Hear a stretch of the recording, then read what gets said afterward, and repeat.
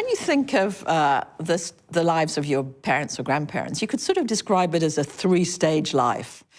Full-time education, full-time work, full-time retirement. And actually that works pretty well if you're going to live to 70 or 60. But imagine you live to 100, then that's not going to work. And so what we're beginning to see already is what I would call a multi-stage life. Instead of this idea that you go to school and then you go and train for a career that you do all your life, there is much greater value to have ongoing retraining and reskilling throughout your working life.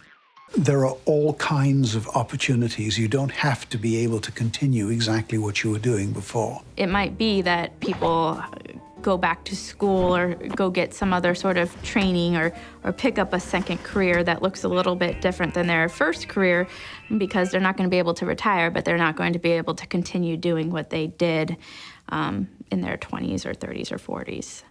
The more physical a job is, the more one thinks in terms of a declining ability to do it. And for those workers, we're going to have to build in the understanding and the expectation that they are going to have to move into a different type of a profession. Your life could consist of a few different jobs rather than always doing the same thing. That's when you've got to think as if you're a 20-year-old. I need to go back to university. I need to go to college. I need to upskill. I need to reskill.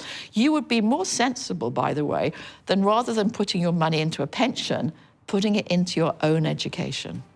Retraining is good for the individual, good for the nation.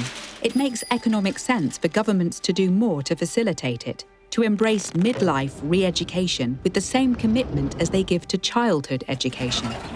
And there's one important skill we should all learn to master: to question old-fashioned assumptions about the way humans work and what we are capable of, regardless of age. We have so many stereotypes about people. One is only the young can be entrepreneurial. Rubbish.